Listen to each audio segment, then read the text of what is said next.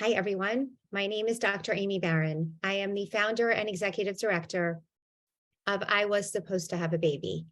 I am thrilled tonight to bring you Jewish responses to perinatal loss in conjunction with Rabbi David Balto of the National Bikur Cholim Conference. This is a topic that, frankly, is very near and dear to my own heart because of my own experience with perinatal loss. I had 6 miscarriages over the course of my fertility journey, and 4 of them were in the second trimester. This is an experience that, frankly, I wouldn't want to ever have to relive, nor would I want any of my worst friends, worst enemies, anyone to have to relive, to go through, because these are unfathomable types of experiences. We think of death as something that happens only to older people, to people who have lived full lives. And yet here, this entire summit is talking about the death of someone that has barely lived, or maybe even hasn't taken a breath. So I'm here to set the stage for all of you, let you know what we're going to be doing in the course of the next 3 sessions, both today and the 2 sessions coming up in the next 2 weeks. I want to lay a couple of ground rules, and then we're going to get started. So I Was Supposed to Have a Baby is the organization that I founded, and we support anyone in the Jewish community struggling to build their family. And we do that via social platforms and bringing different kinds of voices and different people from all kinds of spaces all over the Jewish community. We bring them together.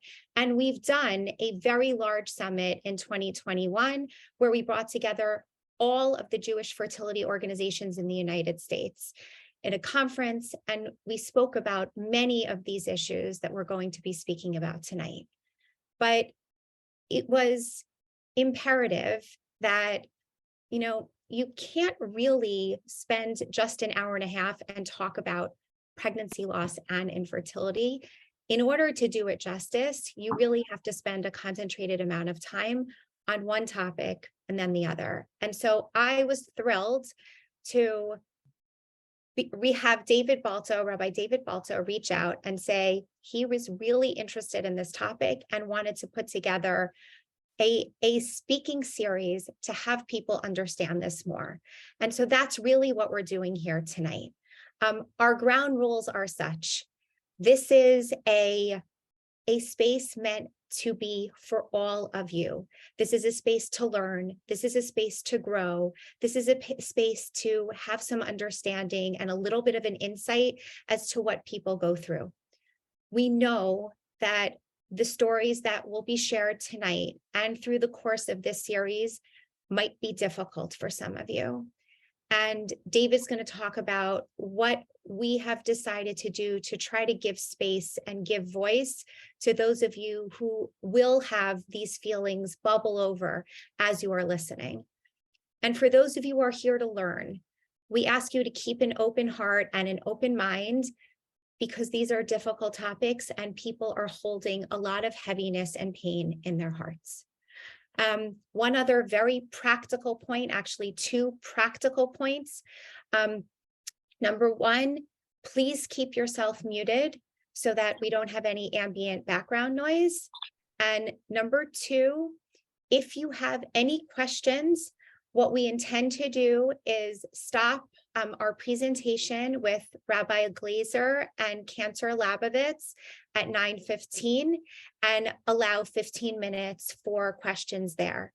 If there are any questions that come in that we can't answer, we will figure out a way to have another session even potentially and answer some of those questions as well. So those are my 2 logistical points. Rabbi Balto, I turn it over to you. Thank you so much. I can't tell you how thrilled I am to see the screens and so many people here. And I also realize that besides the people we can see on the screen, there are dear, precious souls that touch our hearts, that may be present, who we care about dearly. I'm so pleased to be able to have this conference. I know I'm a hospital chaplain, and I frequently find with Jewish patients just a tremendous gap in our ability to provide solace and comfort, and especially rituals that can help them in dealing with the loss of a baby. Our conference hopes to answer three questions. First, how can the family find comfort and meaning? Second, how can the community provide comfort to the families that have lost?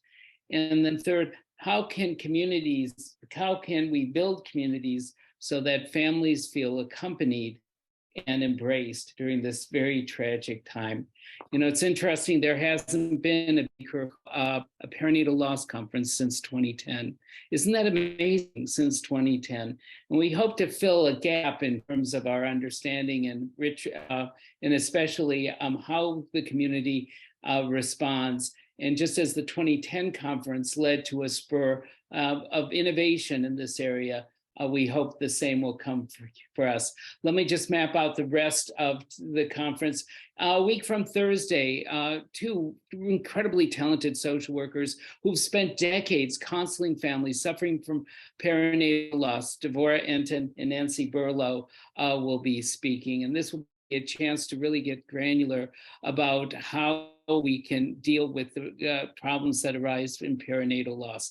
And then the final panel, which is 2 weeks from today, is with Rabbi Nina Beth Carden, who wrote really one of the best books about rituals in this area, that came up with a number of innovative rituals, and Rabbi Janet Madden. And that panel will focus on ritual response to these grieving to this situation of dealing with this profound grief.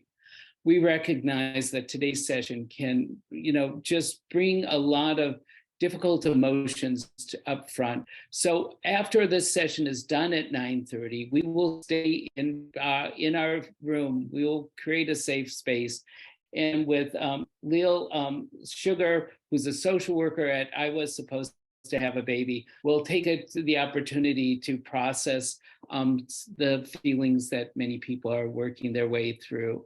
I wanted to call out our sponsors, which you can see on the announcement for the program. One area in which there has been remarkable innovation over the last few years, if you can go to the earlier sponsored page, please, has been the creation by very talented people of organizations to deal with perinatal loss. If we can go back to the earlier page, besides I Was Supposed to Have a Baby, you have Nechama Comfort, which was formed by Riva Judas, who's the commentator at the third panel, the National Council of Jewish Women who have been providing counseling in this area for over 3 decades. OHEL, which provides a wide variety of counseling for a number of difficult issues, including perinatal loss. And then Our Love Continues, which was formed by Rabbi Ilan Glazer, which we'll hear more about today. So let me turn things back over to Amy. Thank you, David. We also have a number of supporting organizations who felt that this summit was incredibly important, that they wanted to lend their name to it, and we really wanted to shout them out as well. So obviously the National Bikor Cholim Conference, Neshama, the Association for Jewish Chaplains, the Network for Jewish Human Service Agencies, Sviva, the Plaza Jewish Community Council, Ritual Well, Kavod V'Nachum, and Shomer Collective. Thank you all so much for supporting this. And personally, professionally, and humbly, we all have to thank Rabbi David and Naomi Balto for their financial support for this evening. These kinds of programs don't get put together without some financial backing, and I'm incredibly grateful for them for providing whatever necessary funds were needed to get this off the ground. So one more quick reminder, and then we will get started. All of these programs, including tonight's, and you can see it flashing up on your screen on the left-hand side, they are all being recorded. These recordings will be shared after the events. Today is Wednesday. We hope to get it to you either tomorrow or Friday by the latest. It is available to anyone who registers. If anyone has not registered already and they want a recording of it, you can email any of us. Frankly, you can actually email me. We'll put that in the chat later, and we will make sure to get you a copy of the recording. The recording will also be available on the I Was Supposed to Have a Baby YouTube channel, and it will be available also on the I Was Supposed to Have a Baby podcast that we call Talking Away the Taboo. We'll also ask a tiny survey, about 2 or 3 questions, just to make sure that we did this well, and for feedback for our other sessions and for future sessions that we may plan. Okay, enough with that. Let's get started. Tonight's program is really about the personal stories. It's about 2 people who have grappled with loss. And these 2 individuals tonight are going to describe how they have struggled through the challenges of premature death, through trying to deal with paths to religious obligations and creating a path to spiritual healing. We are honored to bring you Rabbi Elon Glazer. I'm using your full name, even though you've told me I'm only supposed to call you Rabbi Elon. So I'm using it now, but further in this program, I will only call you Rabbi Elon, and Cantor Hinda Eisen Labovitz. I'm going to give your, I'm not going to give your full bios. I would love for the 2 of you to introduce yourselves, take, a couple of minutes, give people a little bit about your personal backgrounds and your professional backgrounds, your spiritual background, and then we will launch right into your story. Rabbi Elon. Thank you. It's an honor to be here with everyone. Appreciate everyone being here.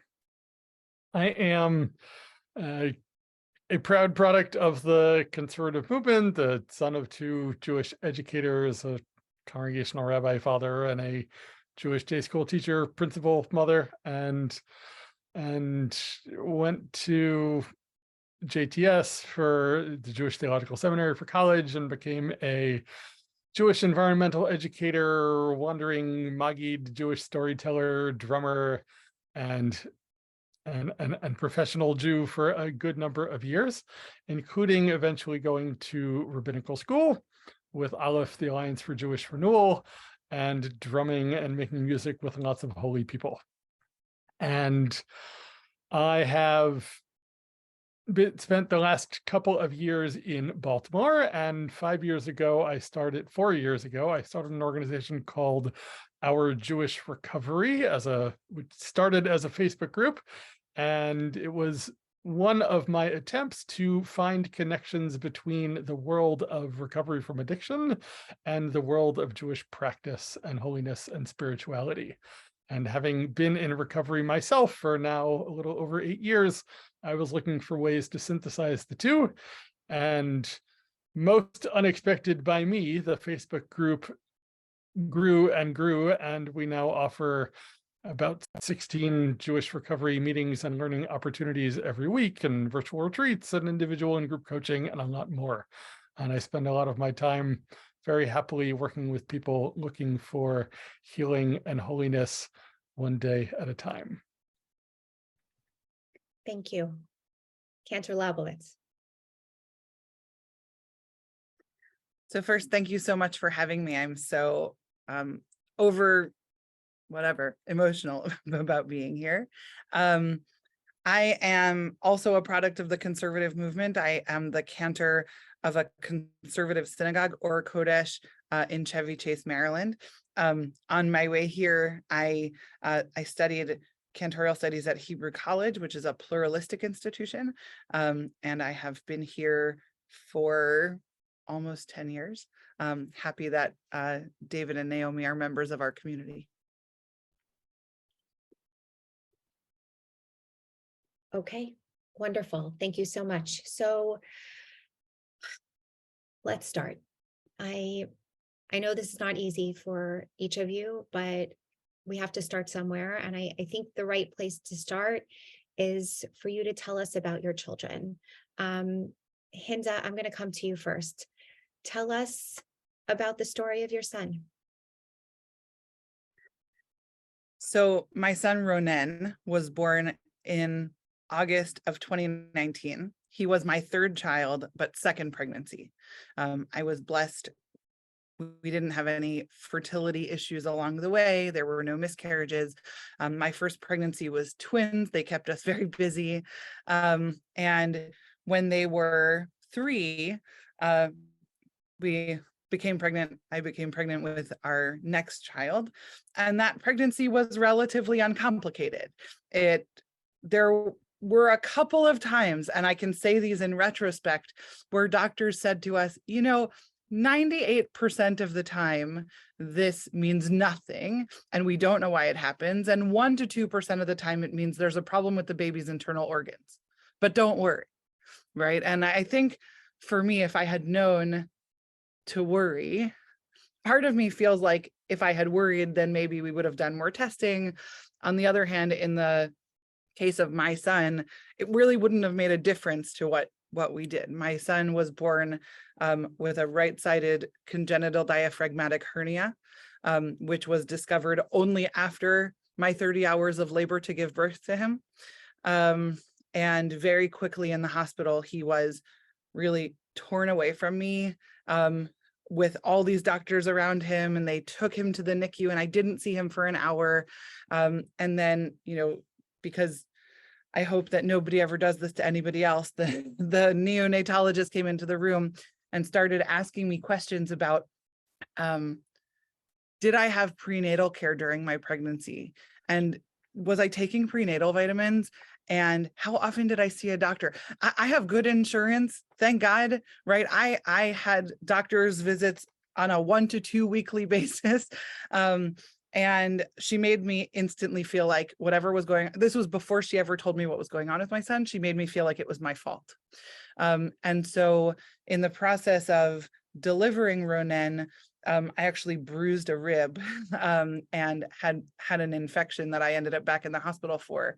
And so within an hour, they were telling me that he would be transported from the hospital where we were in Silver Spring, Maryland, to Children's National Hospital in downtown DC. And in order to get him there, they would need to paralyze him from the neck down and put him in an isolette. And I would not see him again until I could go visit him. And so he was in the NICU for 39 days. And over the course of those 39 days, he improved. He, when I first got there to visit him, he was being pumped with all sorts of drugs and things to keep him calm, keep his breathing, keep his blood pressure down. On day 7, he was weaned off morphine. Really fun to watch a 6-day-old baby go through withdrawal. And then on day 7, I insisted that we name him in shul because he otherwise wasn't going to have a name, because he wasn't eligible at the time to have a bris. And so we named him. My husband went to shul and we were on FaceTime from the hospital. And then that day, he had surgery to repair his diaphragmatic hernia, which turned out to be catastrophic. They told us at that time that he would run marathons and that he would be fine, and that everything told us that he was going to improve, and he did improve until on day 35 or 36, he was off all the breathing tubes. He was eating from a bottle. We were talking about discharge.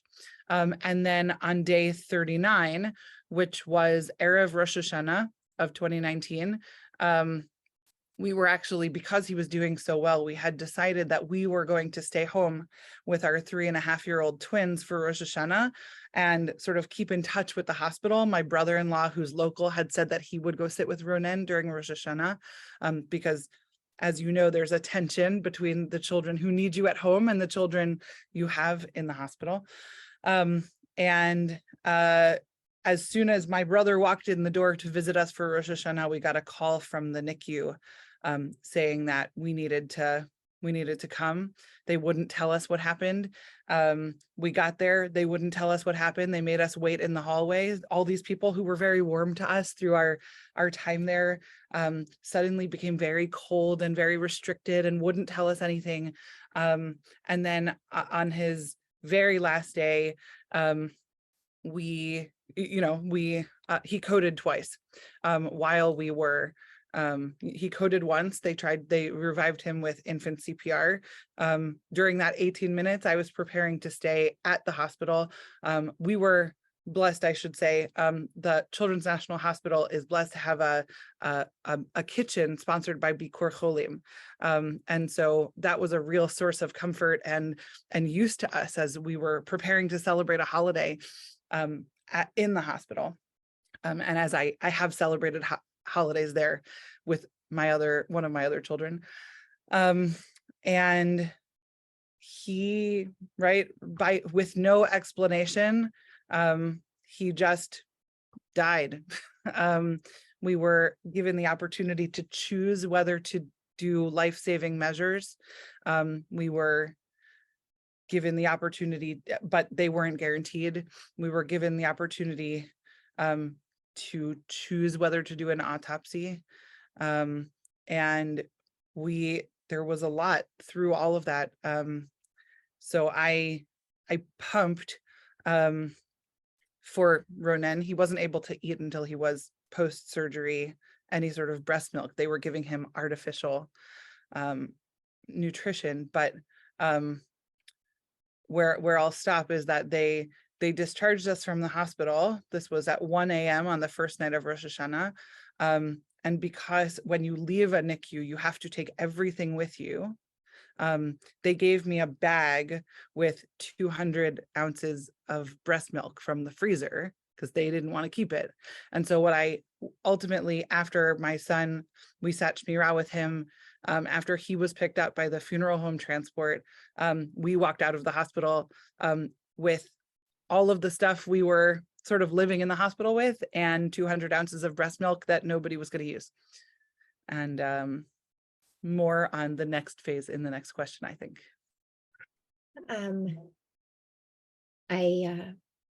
As a doctor, I have only one thing to say in regard to what that physician made you feel about how it was your fault, about lack of medical care, supposed lack of medical care. I'm hereby apologizing for the entire medical community. I'm so sorry. And I'm so sorry about your baby, about Ronen and everything, all of the pieces. It's just awful, awful. We're going to come back. We have many more questions. We're going to come back, but I want to give Rabbi Ilan a chance to tell us about his son. And I know that also today and these days are important days for you and your son, Rabbi Ilan. So please share a little bit about him with us. Thank you. My wife and I have been married a few years now, and we tried to get pregnant shortly after we were married. And we went through 3 cycles of IVF.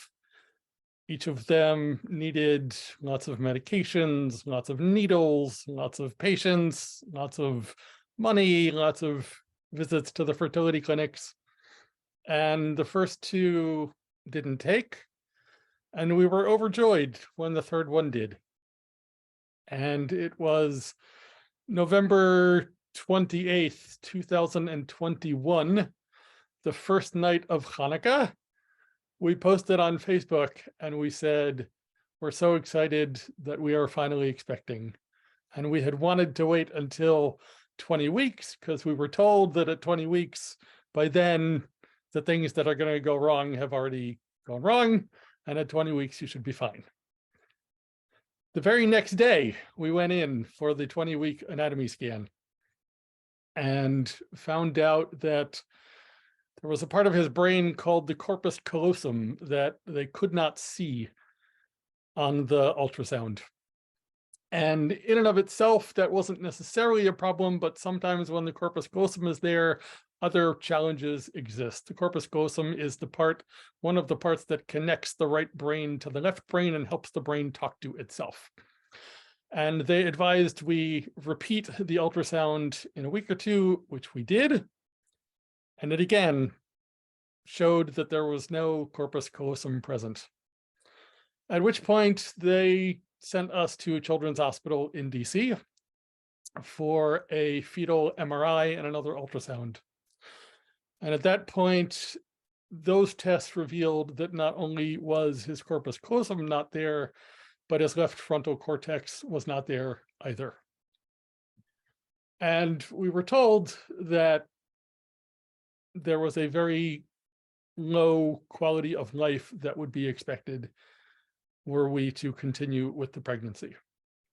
We were told that he might not be able to walk, he might not be able to talk, he would likely die, possibly within the first 30 days, possibly he would live a couple of years, but he wouldn't have a good quality of life. And they couldn't tell us yet what condition was responsible for this. They just said, we can't change this, we're so sorry, you have a choice to make. If you do nothing, he will continue to grow and you'll have a normal birth. But then you need to think about what happens afterwards and whether that's what you want. And they sent us home from the hospital to think about it. And at that point, I think we were about 24 weeks along. And after 26 weeks, the state of Maryland no longer allows for termination of pregnancy. And so we had to really sit with this and rush a decision process. And we didn't have time to think and to consider. I mean, we did, but we did not have as much as we wanted. And we made the awful decision to end his life before it really had a chance to begin. We did that because we felt like a life without a working brain was not the life we wanted for him. And it felt like, as parents, the difficult decision, but also the one that we felt needed to be for us. And the way that happened was we did have to get approval from the hospital, and they did their own testing, and our local hospital didn't do it. So we went to a third hospital, and at this point, 3 different hospitals had all done MRIs and ultrasounds, and they all confirmed the same thing. This would not get better. It could only get worse. And what ended up happening is we went in to University of Maryland Hospital here in Baltimore, and we went in on a Monday, and they ended the pregnancy. And that was the hardest day I think I have ever had. And we did some praying in the chapel beforehand, and we said goodbye to him. We had also done some talking to him. We had sung to him each night of the pregnancy, and we spent time saying goodbye to him the night before and then that day, and then went into the room where the doctors did what they had to do. They inserted a needle into his heart and flooded it with a chemical that would put him to sleep. And then after that awful experience was over, they gave my wife Sherry some medication to induce labor, and we had to go home and come back 2 days later for her to deliver our stillborn son. We went back in on Wednesday. It turns out he wasn't born until Friday. We spent Shabbos with him in the hospital, and there were some complications. It was not the easiest of pregnancy. And I will say that when you go into a delivery room, you see all sorts of encouraging signs telling expectant moms about breastfeeding and about the joys of being a parent. And no one had thought perhaps to take those signs down or to cover them up. And after he was born, there were some additional complications, and Sherry needed to have a DNC done. And one of the scariest moments of my life was when they realized that she needed that procedure done. There were about 12 medical professionals who ran into the room and said, "We need to take her into the operating room right now," without entirely telling me what was going on. And at that point, it's just me and our son, and wondering, am I going to lose her too? And what's going to be? And just sitting with a wall of grief that has only partially lifted since then. He stayed with us in the hospital over Shabbos, which was a gift. Sherry was on a lot of medications, so she slept for a bit. I spent Shabbos studying Torah with him a little bit in the room, davening a little bit, going over the weekly Torah portion. I read most of the book of Psalms by his side and felt like it wasn't nearly enough, but at least it was something to be able to spend those holy moments with him. And then after Shabbos was over, the funeral home came to pick him up and took him to the funeral home, where I and 2 other friends went that evening to do shmirah for him and to do tahara for him and to wash his body and prepare him for burial, which happened the next day. Rabbi And that Ilan, was another one of the most challenging days to say goodbye before even really saying hello. Rabbi Ilan, I mean, there are no words. There are no words to talk about how to explain to yourself or how to explain to anyone about the kinds of decisions that parents sometimes have to make. The most incredible and kind decisions that they have to make and should make for their children. But these are things that we don't talk about in general, but we're talking about them here. And I'm thankful for you for sharing all of this with us. Can you, when we were discussing, we were talking about this talk, you shared with us, with Rabbi David and myself, about how there were issues with Tahara, with sitting Shiva. You talked also about how some of these, these rituals, morning rituals or other type of rituals, you talked about how they were comforting, appropriate, but then maybe not exactly what you needed, or that there was still something lacking. I remember you said that you felt like you needed a container. You said like that there needed to be some kind of a container for your experience. Can you share a little bit more about those pieces and that feeling? Yes. According to Jewish law, parents whose children last less than 30 days on this planet are obligated to do a grand total of nothing for them ritually. And we started asking around what were the options for us. And everyone told us that we did not need to do anything, but we needed it for ourselves. We needed some way to honor these moments, to share, to be held by community, to feel like we were honoring Shemaria as best we could. It felt like the world we had lived in was ripped out right from underneath us. And we needed a process, a ritual to hold us and to help us move forward. That was not always easy to come by. And by that, I mean a few things. One is the funeral home was very supportive. There's one Jewish funeral home in Baltimore. There's a Chevra Kadisha organized by the Baltimore community. And when we reached out, we were told that the Baltimore Chevra Kadisha would not do a tahara on our son, as he was less than 90 days old. The funeral home said, can you just explain what a tahara is for the people who don't know?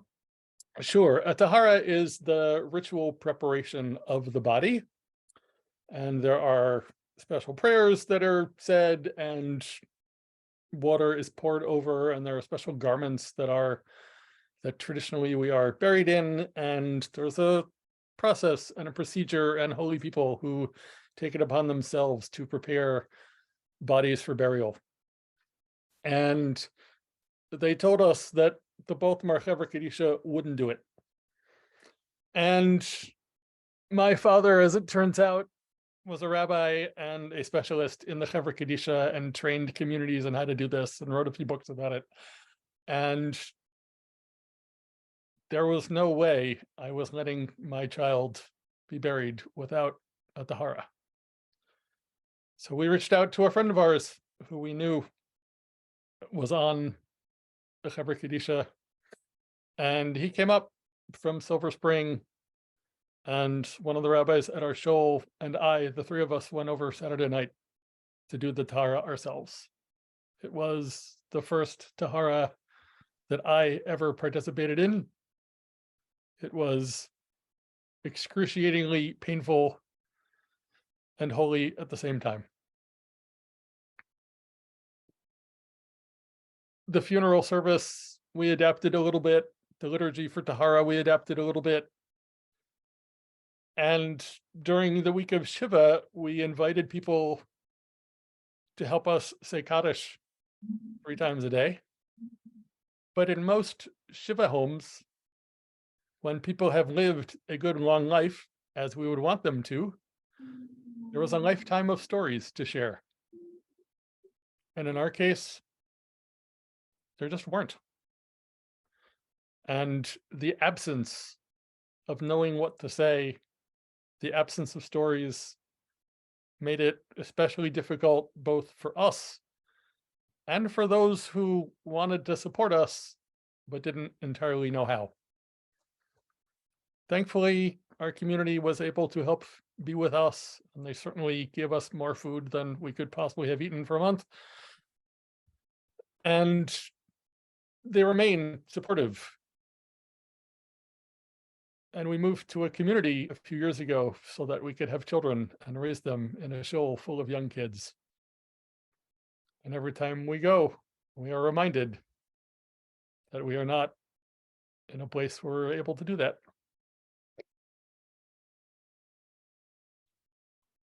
Our spaces are, our communal spaces are filled with children usually. Yes.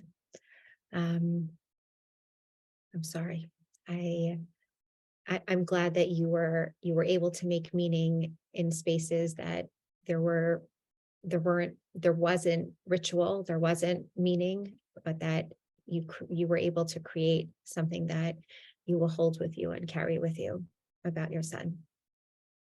Hinda, I know, there are obviously so many similarities, but many differences. I mean, Elon talked about this idea that, how do you sit Shiva for someone who hasn't had a full life? What can you really say? What can you really share?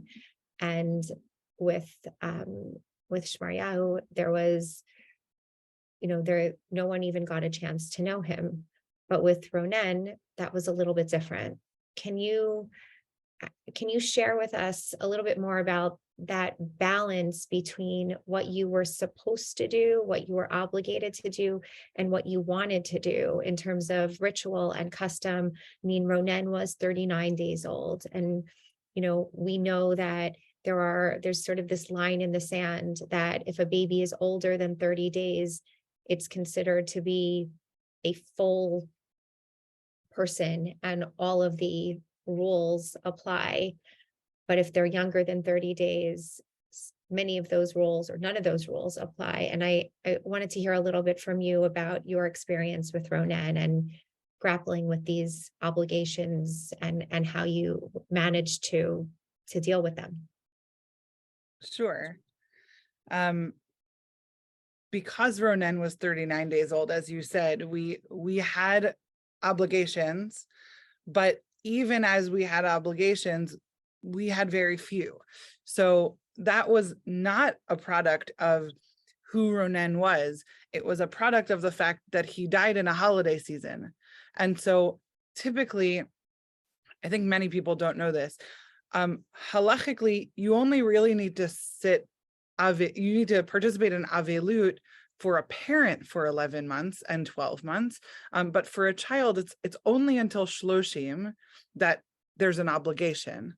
And because of the way the holiday season worked, he died Erev Rosh Hashanah. The funeral happened 3 days later after Rosh Hashanah. Shiva was truncated by Yom Kippur.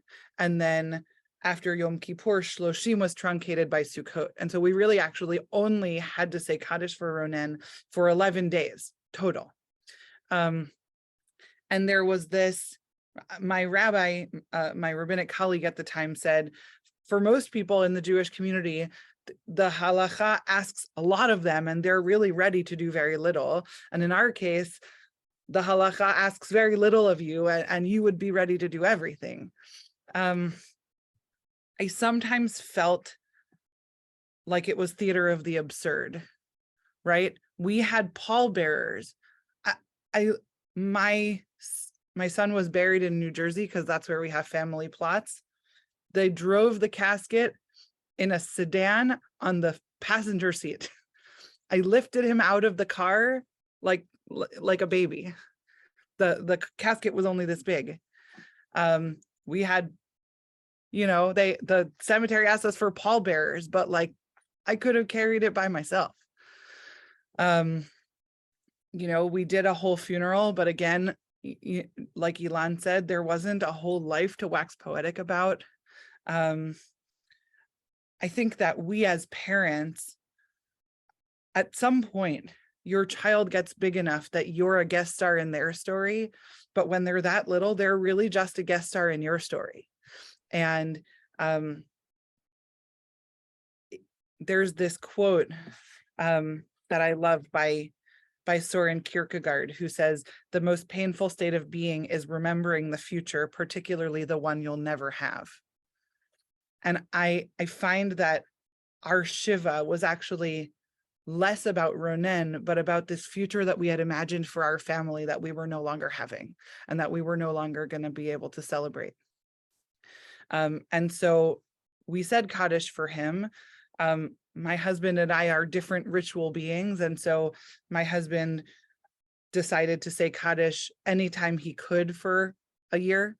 I decided that Kaddish was not really something that felt meaningful to me beyond those 11 days. And I created other rituals to carry me through the first year. But I think there is this focus, right, on, is it the deceased person? Is it the family? Is it the feelings? Is it all of the stories? Is it the other children? And how watching my then 3-year-olds, who are now almost 7, process this loss has been the most sublime and the most heartbreaking all at once. Do you think that, I wanted you to delve a little bit more into that and talk about, how to make meaning and how to create spaces for Ronen in your children's lives and in your life. You alluded to the fact that you had other spaces, that lighting the Yortzeit candle wasn't the thing for you. You created other pieces.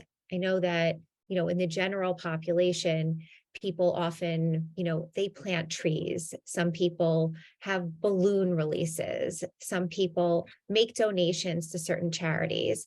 in our world, in the Jewish world, there's a concept of, planting that tree, but maybe you plant it in Israel.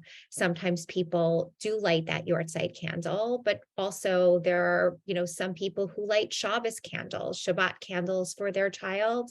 Some people also create pieces of jewelry that has their names on it, or maybe birthstones or something that reminds them of their baby so that they can wear it on them every day. Everybody does this differently. There's no right and wrong way to do it. But I'm curious for each of you, what you did that created meaning for you and for your families. So Hinda, I'm coming back to you. There's a lot, and I'll just be brief on a lot of different things. So in my family growing up, my mom lit 5 candles on Shabbat because my 2 parents and my 2 siblings and me, we were a family of 5. It's really hard. It's really hard to do the bereaved parent math, right? When somebody sees my 3 children in my home, I'm blessed to have one that's younger than Ronen, and more on her later. But there's a lot of, we had a certain amount of heartbreak. How many candles are we supposed to light now? And so what we do is I actually saved the Shiva candle from Ronen's Shiva, and I filled it up with beads. I did that because after he died, I was counting the days. And at some point I decided that this was his Friday night candle. And so I light that one with a specific color of candle actually every Shabbat. We did plant a tree in his memory. It's on the property of my shul, with a little garden and a little plaque and a couple of benches so people can go there and think. By happenstance, it's on the other side of the fence to the playground, which now that there are children running around the playground who would have been his age, it's a little more difficult for me to sit there.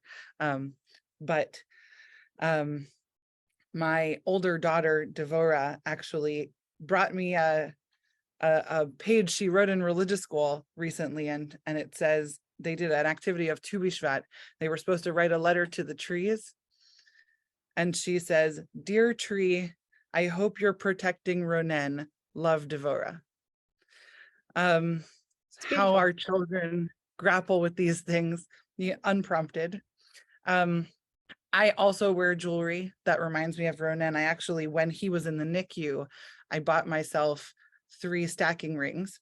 And there was this power in feeling like, even though my children were separated, I had this representation of all 3 of them together. And I since added the 4th one. And their birthstones, right? They're always in groups of 4 in my heart, even if they're not in groups of 4 in my home. And actually, the biggest thing was that I, instead of saying Kaddish for the year, I decided that I was going to study the entire length of the Hebrew Bible in his memory. In a lot of cases, people do a study of a Mishnah of the early rabbinic texts, and they gather people so that they can study all of it from start to finish. And I decided, after thinking about this, I decided that Ronen never got a chance to study Bible, Torah, let alone Mishnah and rabbinic text. And so I went back to my roots, and I decided that that's what I was going to do. And I set up a system of chevruta, a system of study partners, so that people would support me and do the learning along with me along the way. And it's actually linked on our website for the summit under Hinda's bio, and it's called Ronen's Torah, and it's absolutely magnificent, honestly. Rabbi Ilan, please forgive me, I mispronounced your son's name, Shamaria. Sorry, I'm losing my words today. Shamaria. I know that your Facebook group, Our Love Continues, was a piece of the outgrowth of what you wanted to do, how you wanted to create space to try to make meaning here.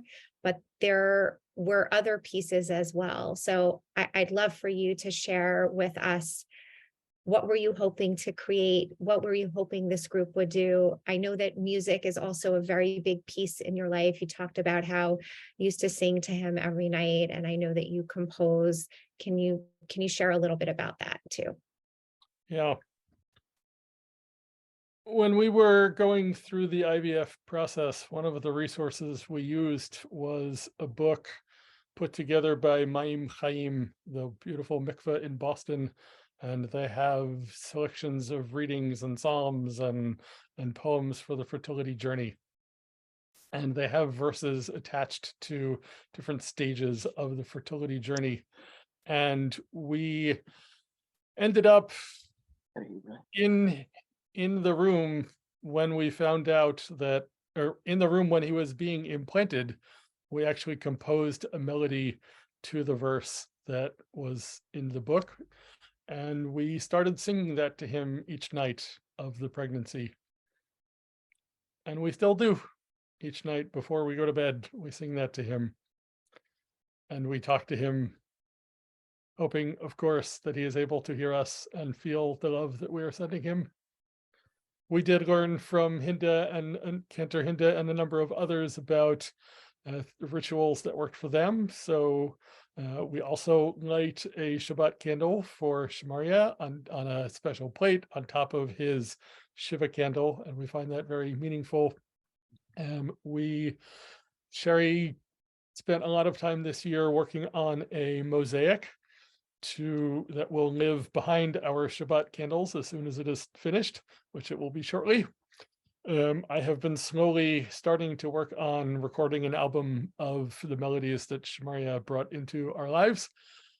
God willing, that will be ready by the second yahrzeit, as it is not for the first. We created a Wednesday morning Zoom minyan called Shemaria's Minyan every Wednesday morning at 8:30 a.m. Eastern time, and we're honored to have people join us. It was important to me to say Kaddish 3 times a day in a minyan for 30 days following the funeral, and I'm glad we were able to do that.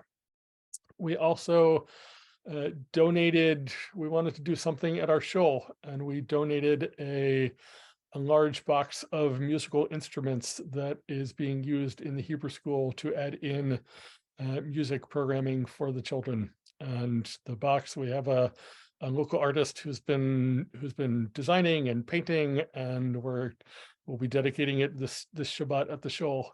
And then the kids have already been using it, but the kids will see the finished version both on Shabbat and on Sunday morning. And we hope that it will bring more music and children to the shul for many years to come. When we were going through the process, we had probably 20 or 30 people who we knew reached out to us and said that they also had been on difficult fertility journeys, and they also had gone through similar, although different, circumstances. And we realized that we needed community to help hold us. We needed to learn from all these people, and we needed a space where we could talk about these challenges with people who understand. And that comes out of the outgrowth of my having done this with the Our Jewish Recovery Facebook group and not finding quite what we were looking for. We reached out to all of those other people who had reached out to us to offer their support, and including Cantor Hinda and a number of other wonderful leaders. And we decided to put a Facebook group together, and with very little advertising or marketing or structure in any way, there's already, I think, over 200 people who are part of it, and we are able to learn from each other and share these difficult stories. There have been questions about what exactly is the group for and who are the right people in the group, so much so that we're just launching a second group for people who want to support Jewish parents on these journeys, for the rabbis, the funeral directors, the doulas, the nurses, the support professionals. We wanted the original group to just be for the parents who've gone through this, so that they would have a safe container to share. And so we've just started the second group, which we're calling Our Love Continues Support. And we'll share links to that in a bit. And we hope that it also will continue conversations like these, and for people who want to support, that they too will have a space to learn from the pain that our people have experienced and to be part of the conversation. I think what we most want to change is how alone people feel when they have to go through these situations. And we hope that at least the Facebook group provides community and a place for resources and advice from others who've gone there. And we hope that our clergy and our educators and our support professionals will also learn from us so that they can better respond to these difficult situations. Because unfortunately, there is very little training in rabbinical school or anywhere else in society on how to address these issues. And we hope to be one place where people can learn how to sit, how to listen, how to learn, and how to support families going through these difficult encounters. Absolutely. And it's a beautiful space. It's a beautiful space. I've had the opportunity to lurk a little bit and listen and read some of the different responses. It's a beautiful space. I want to just pivot a little bit and talk about grief and talk about the grief process. You know, we all know that the intensity of grief is very different in the immediate aftermath of, you know, a horrific loss. But yet it doesn't go away, and it stays with a person, and it sits with you in your heart, even in the days and weeks and months and years later. But we know that the grief changes, and it usually the intensity kind of ebbs and flows. I'd love to hear from the two of you, your experience with grief. You know, for Elon, it's been about a year. For Hinda, it's been a little bit longer than that. How has it changed for you? How is it the same? How is it different?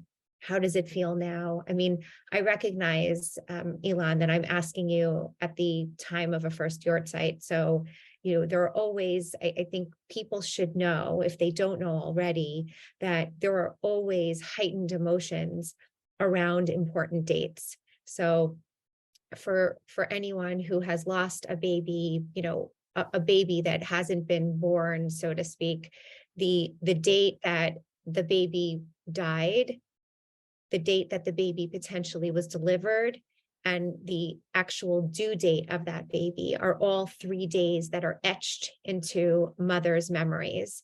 And they carry those dates in their hearts. For the parents who have lost children after they've already been born, then sometimes it's the baby's birth date, and then it's also the baby's date of death. These are all dates that really the emotions bubble up, and it becomes a lot harder. Whereas, you know, an everyday Monday that doesn't have a lot of significance, or, you know, just a regular, you know, afternoon, the grief kind of sits like this. But these dates, or maybe it's a certain holiday that reminds you of, you know, children, like Hanukkah, like Purim, like Passover. Some of these other more significant dates tend to be more difficult. So my question, back to the question, how has it changed? How has your grief changed over time? Cantor Hinda, I'm going to come to you. So my grief, Ronen would have been 3.5 years old. And I think Jews are complicated. And so I have his birthday. I have 39 days later, the day he died. I have his Hebrew birthday. I have the Hebrew yard site. Right, there's like this 5-week cloud. And by the way, like, I'm still a cantor, and so I still have to sing Unatana Tokef the next day. It's really hard. It's really hard at those times of year. It's a roller coaster. And sometimes it just hits you really hard, even 3.5 years later, right? Sometimes you just have a moment and you're, oh, right? And you just have to sit with it. I think among the ways that my grief changed, was amplified, was when I was pregnant with my most recent daughter. You know, on the one hand, the anxiety, because we didn't know about his condition before he was born. I was pregnant during COVID. So, you know, people can only see you from the shoulders up. You can hide a pregnancy really easily, until everyone started coming back when I was 8 months pregnant, and they looked at me and they went, oh, and they really wanted to talk about it. And I was like, there's a reason I didn't tell you about this before. Even, you know, they say that the next child is not a replacement. And of course she's not, and she's beautiful, and she's, you know, everything we dreamed about for her. And every time she hits a milestone, there's this sort of lingering shadow of what if Ronen had hit this milestone, right? Who would he be at this moment? Who would he be as her big brother, right? There's this kind of shadow in our family. I think the other thing over the course of my loss was that, you know, I achieved that siyum on the Hebrew Bible. I did study from start to finish. And every time I finish a project in Ronen's memory, I have this secondary grief, right? That somehow I'm losing a part of his memory because I'm not doing that anymore. Right now, I've been, the Ronen's Torah blog is sort of related to a book that I've been writing in his memory of reflections and of tefillot, of prayers, the prayers that I would have wanted that our tradition doesn't give us. Like what happens when I walk through the threshold of my house with a baby, when I didn't get to do that the last time. And you know, I'm experiencing this right now where I've just written the last chapter, and I'm thinking I will edit this forever if it means that I can still do this project. But you know, at some point you need to close chapters, right? I think, you know, grief is the thing. And Elon, you mentioned earlier that many people reached out to you. Of course, I was one of them, and I think there are many of us who felt like there was, excuse me, there was nowhere in the Jewish community that was teaching this, right? That I have many clergy colleagues who very lovingly said the wrong thing to me, who very lovingly said things about God, right, which did not belong there, which I wasn't ready to hear, nor would I have said. And I share this often, right? We say a lot, people say a lot, burying your own child is not natural, right? And I teach, I think, you know, Ronen's memory is the embodiment of my mission, right? To teach, to say, you know, the first parents in the entire Bible were bereaved parents, right? It's in the fabric of our tradition that it happens. It's not unnatural. And if it's not unnatural, stop telling us it is, because it alienates us, right? And it makes us feel like we're outside. And I think that's what makes the grief the hardest, right? Is that you feel like you can't share it with anybody because it's unnatural, right? And you feel like you can't share all of yourself because people don't want to be in the abyss with you. Right. I want to give Rabbi Ilan a chance to answer this, but we're going to come back. My final questions are in the, you know, what do you think? What's your advice of what should people do, what you should say? But we're going to get back to that. Rabbi Ilan, I mistakenly spoke before, and everybody called me out on it purposely when I was talking about these dates, about how people hold these dates in their hearts, and I said the mothers, and I didn't include fathers. Obviously, I misspoke, but talk to us about your grief about your grief, about your wife's grief. I mean, one of the things we haven't spoken about yet here is, there are differences definitely in the way two people in a relationship grieve. Regardless of what gender you are, everyone is a different person. There does obviously there is a very specific difference between the person who is, is a woman and who is carrying the pregnancy in her body, as opposed to a partner who is not carrying that pregnancy. But there are two people who have both lost a child. Talk to us about your grief, how it was, how it is now, how both of you are doing together, separate. Give us a little bit of a window into that, please. There are more than a few couples who I know who have gotten divorced after situations like this, because their container wasn't strong enough, and or one or both of them couldn't or were unable to process the difficult emotions and find their way forward together. Sherry and I, thankfully, have not had that problem. We have been committed to going through this process from the start of the pregnancy together, meaning that I went to every single doctor's appointment that I possibly could and was involved in every decision. Obviously, it was not my body that the needles were going into, but I was the one putting the needles in, and I'm not going to say that it hurt me more than it hurt her. That's not true, but it was definitely difficult for both of us. After Shiva was over, I think we both were exhausted, fragile, fried. It was hard to find our way. We both wanted to sleep a lot. We both felt a little impetus to go to synagogue for a good while. We both spent time being angry at the Holy One. Why would a good God allow such pain in the world? I still don't have a good answer to that question.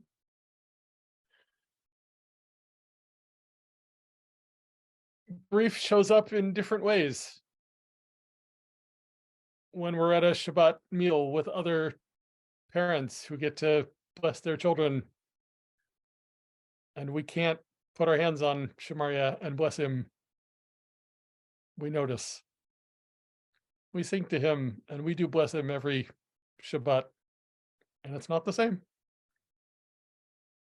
My wife's sister gave birth a few months after Sherry did, and their brother has a 2-year-old, and family gatherings are hard. Every situation is different. We found out after they did the termination, they took out some fluids to do an amniocentesis to see what condition he may have had that would have caused his challenges. And they eventually determined that he had something called Kleefstra syndrome, which is a rare genetic disorder with a partial deletion of the 9th chromosome. And that deletion can lead to all sorts of challenges. They then tested each of us to see if we were carriers for Kleefstra syndrome. And they started the conversation by saying, this is incredibly rare that it gets passed down. It usually just is a wonky thing that happens. I'm sure you're not going to test positive, but we test parents anyway. And I tested positive. And the idea that I caused this is an awful one to sit with. And I know that we would have done things very differently had we known. But nobody knew. It is such a rare syndrome that there's no testing for it prenatally. And how to hold that peace, I have forgiven myself for passing this on. I know I didn't choose to do that. but I hang out in Facebook groups and in other spaces with other members of the Kleefster community, most of whom have children with severe developmental and cognitive disabilities, most of whom don't live very long or very well.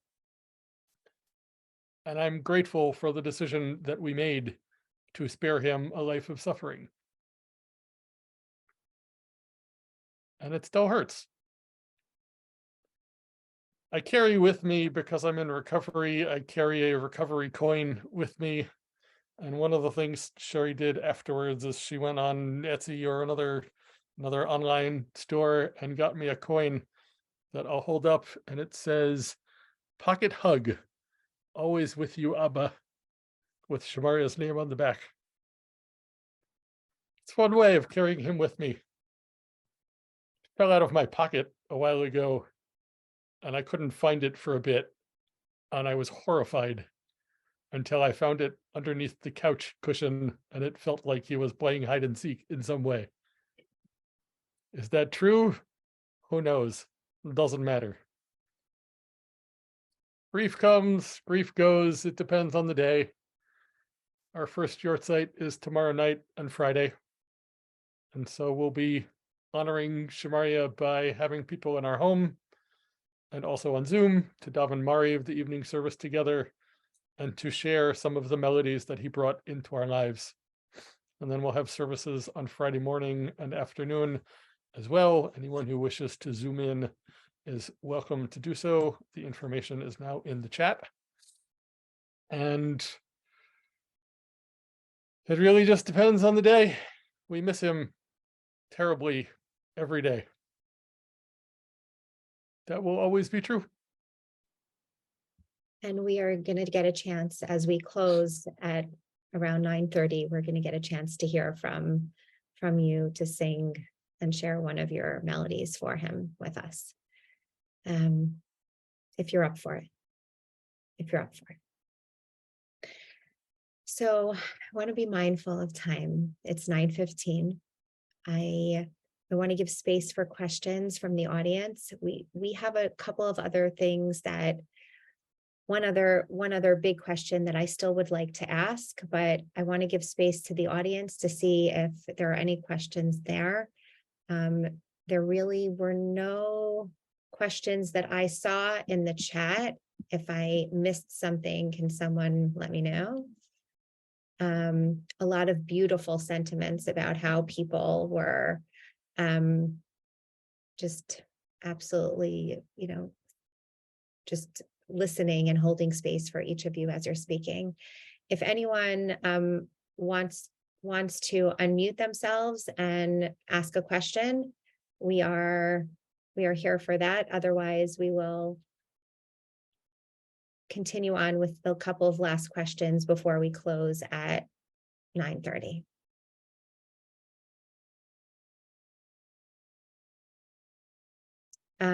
Okay, I thank you, because that was one of our questions. So I'm reading from the chat. I'd love to hear what Cantor Hinda suggests as the right thing. I never knew what the right thing to say. I never knew what the right thing to say to me was, but I sure heard a lot of wrong things.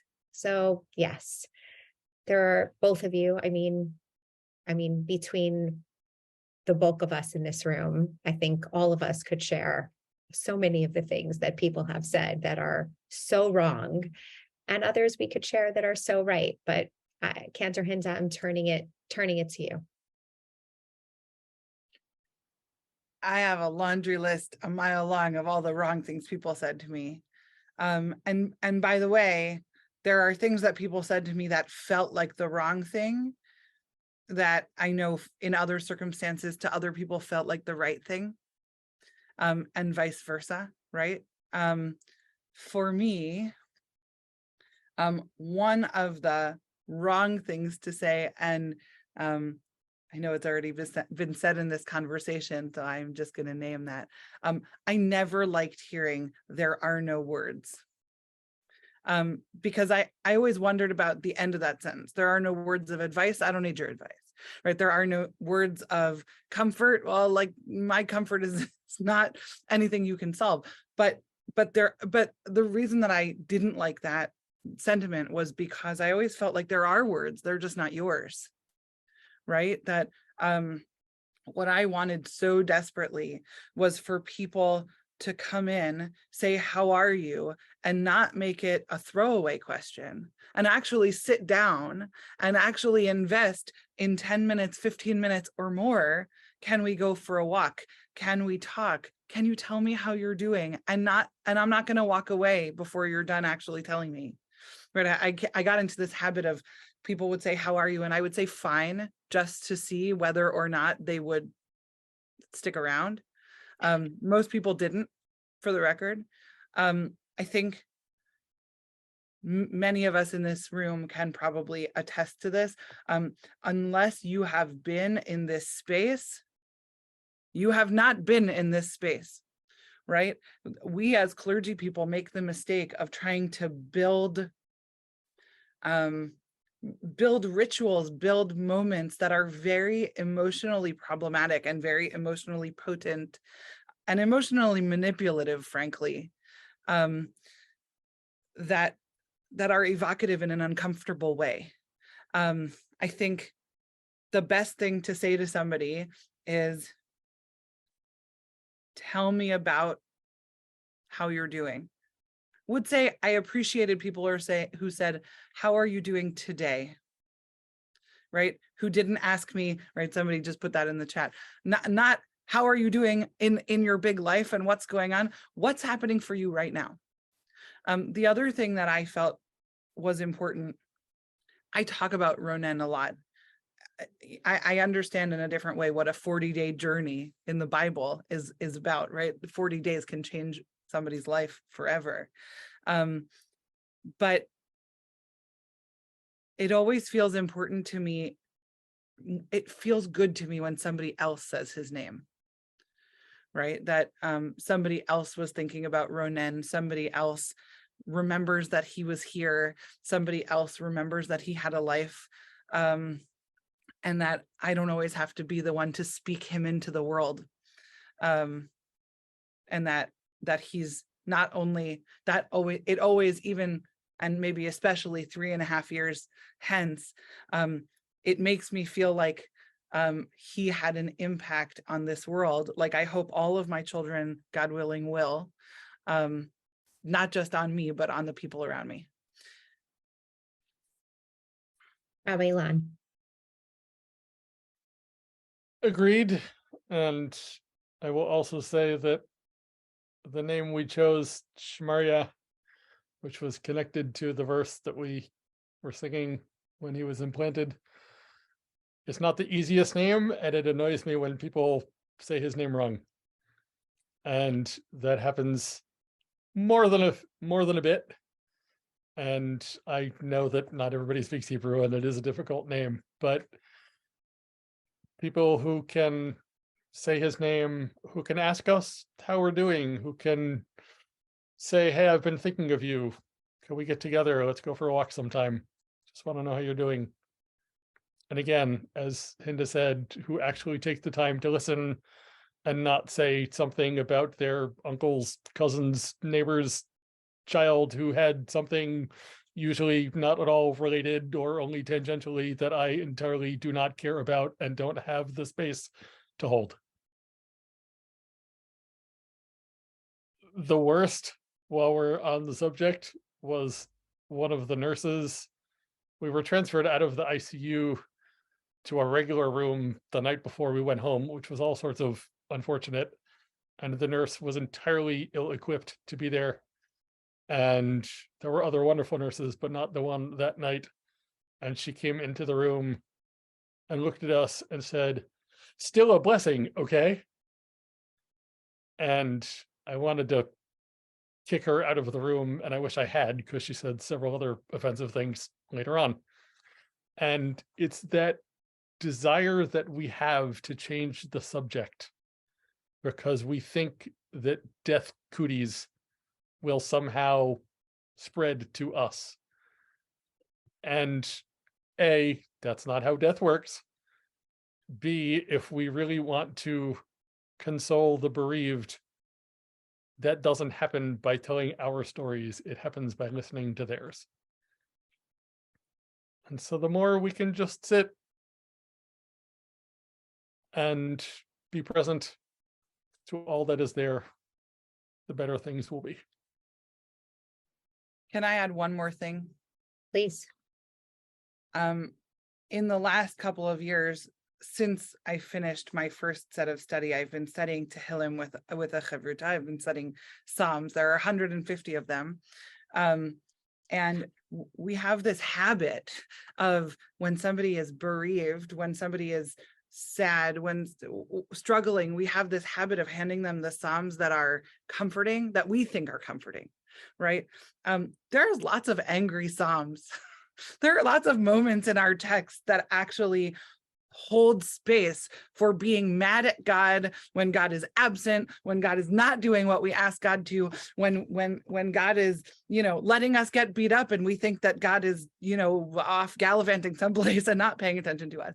And I think one of the things that ultimately brought me comfort was in this course of study, when somebody actually, met me, showed me text that would meet me on my emotional level, rather than sending me the things that they thought that were comforting. By the way, most of our Psalms that we think are comforting end up with some language about how God will extend our length of days, right? Which did not feel good. So I think presenting me within the tradition with texts that were where I was really important too.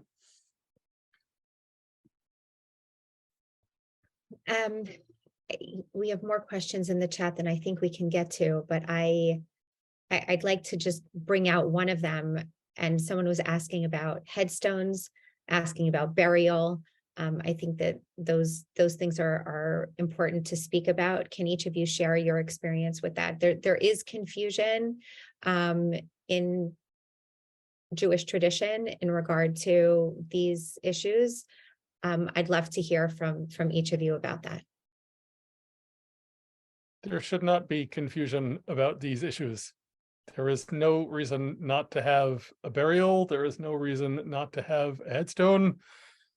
It is awful to read stories about Chevra Kadishas who won't even tell the parents where the child's body is buried. I'm glad that Israel has started to not allow that to be the case anymore. There is some progress being made over there.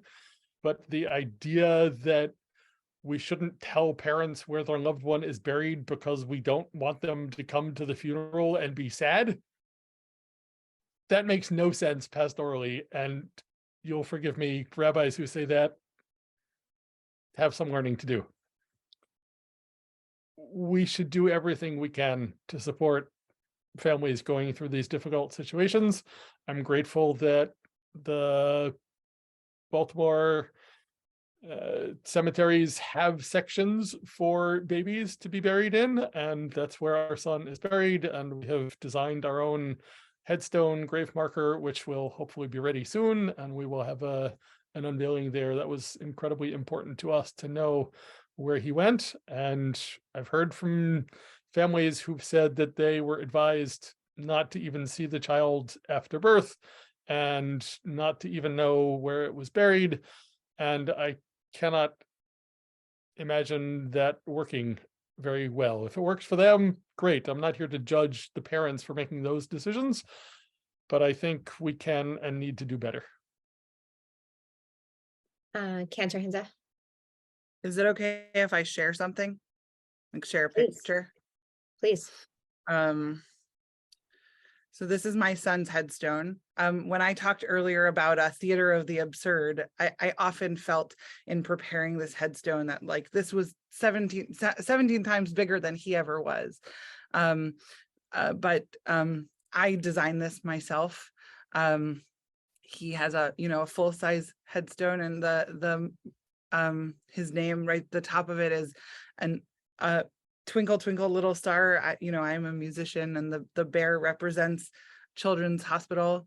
The epitaph in his in his tombstone was actually something that my twins said when they were 3, right? That he's remembered in our hearts, our minds, and our toesies. And this is my youngest. As we were around his yard site, we went up to visit. I decided I needed to go, and we drove up the 4 hours to New Jersey. And one of the things that we have done with this space, which is in our family plot in New Jersey, is there are a lot of painted stones. This was something that we did with my older children when he died, was that we painted stones, and these were the stones that we played with, that we designed in his memory, and they live in a basket, and there are a lot of them up at the top. And that also comes from when my twins, after he died, my twins would go to the zoo, and my son Judah would pick up a stone and he would say, "I'm going to bring this rock to Ronan, and I'm going to tell him about the zebra." So our tombstone the production was delayed because of COVID. It's like brought the whole gravestone industry to a grinding halt, apparently. But it was really important to us that stone feature a memory of him that wasn't just sort of his name and date. I want to specifically share to each of you who are listening here. Many of you are the only Jewish chaplains or clergy or individuals who are in your community, and you may be the point person for someone who has had a loss. And when you speak to burial homes, or when you speak to Chevra Kadishas, these services in the Jewish community that bury babies, the old tradition is exactly what we have all been talking about, this idea that babies don't need to be buried. They don't need to have a specific spot, or if they do need to be buried, then they can go in a mass grave.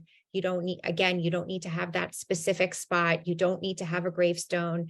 You also, in addition to this, in order for a baby to be buried properly, and it's your choice, then you get to choose the name for your baby, as opposed to if you give the baby over to the Chevra Kadisha, then the Chevra Kadisha chooses the name for your baby.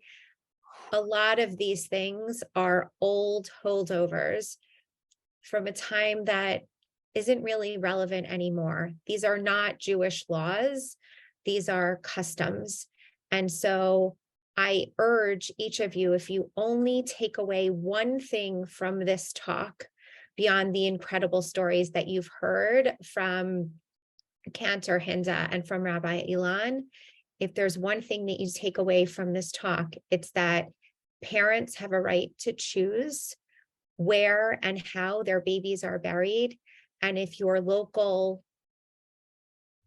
community organizations, et cetera, is not providing the resources that are around because you've listened to this talk, then you can contact one of us and we will help you to try to get someone to be able to bury your baby in the way that you would wish.